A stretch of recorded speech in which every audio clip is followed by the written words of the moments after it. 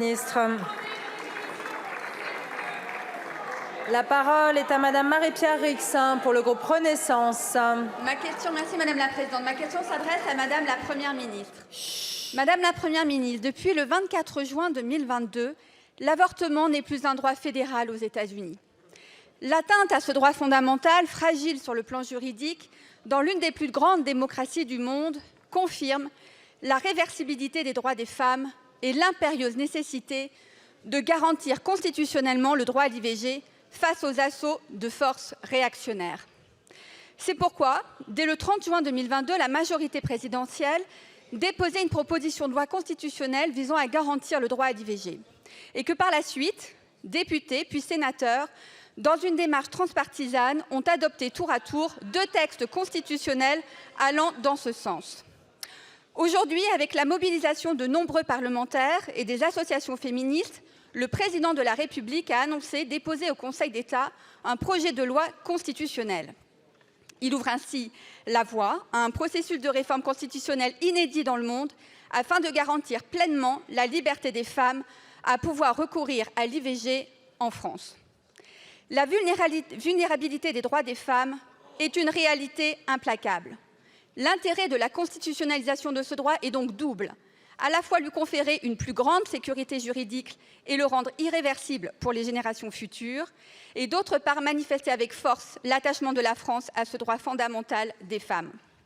À travers cette décision pionnière, le président de la République rappelle combien ce droit, loin d'être seulement un sujet de femmes, est au cœur de notre vie démocratique ici en France, pays des Lumières, pays des droits de l'homme et assurément des droits des femmes. Madame la Première ministre, quand le droit à l'IVG sera-t-il pérennisé en France et inscrit dans notre Constitution? Merci beaucoup, ma chère collègue. La parole est à Madame la Première ministre. Merci Madame la Présidente, Mesdames et Messieurs les députés, Madame la députée Marie-Pierre Rixain. Il y a une chose que toutes les femmes ne savent que trop bien. Leurs droits sont fragiles. Et Simone de Beauvoir disait vrai en affirmant qu'ils seraient toujours les premiers remis en question. Au cœur de ces droits, il y a celui de disposer de son corps. Il y a la garantie de pouvoir librement recourir à l'interruption volontaire de grossesse. Ce droit est le fruit d'une lutte, du manifeste des 343, du procès de Bobigny. Ce droit est le fruit du courage, celui de Simone Veil à la tribune de cette Assemblée.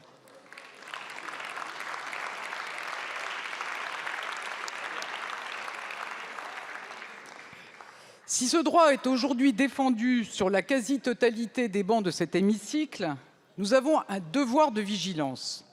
Vous l'avez rappelé, la décision de la Cour suprême des États-Unis l'année dernière a rappelé que le droit à l'avortement pouvait être menacé même dans une grande démocratie. Et jusque sur notre continent, plusieurs partis d'extrême droite veulent remettre en cause cette liberté fondamentale pour les femmes. Ce devoir de vigilance, vous le partagez. C'est le sens de la proposition de loi constitutionnelle adoptée à une très large majorité sur ces bancs et votée ensuite par le Sénat.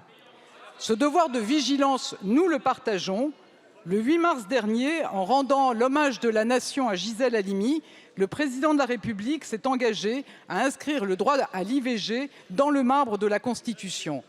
Et dimanche dernier, après concertation avec les groupes parlementaires, le président de la République a annoncé qu'un projet de loi constitutionnelle serait transmis dès cette semaine au Conseil d'État et présenté au Conseil des ministres avant la fin de l'année. Ce texte permettra de consacrer plus encore la liberté des femmes à recourir à l'IVG en l'inscrivant dans la Constitution. Mesdames et Messieurs les députés, certains affirment qu'il n'y a pas urgence pour le droit des femmes. Je crois au contraire qu'il y a toujours urgence à se battre, toujours urgence à veiller aux libertés des femmes. C'est ma conviction, c'est la conviction de mon gouvernement et c'est la vôtre. Et c'est une conviction qui rassemble largement sur ces bancs. C'est pourquoi, pour toutes les femmes, avec le président de la République, nous souhaitons que ce droit soit inscrit dans la Constitution en 2024. Je vous remercie.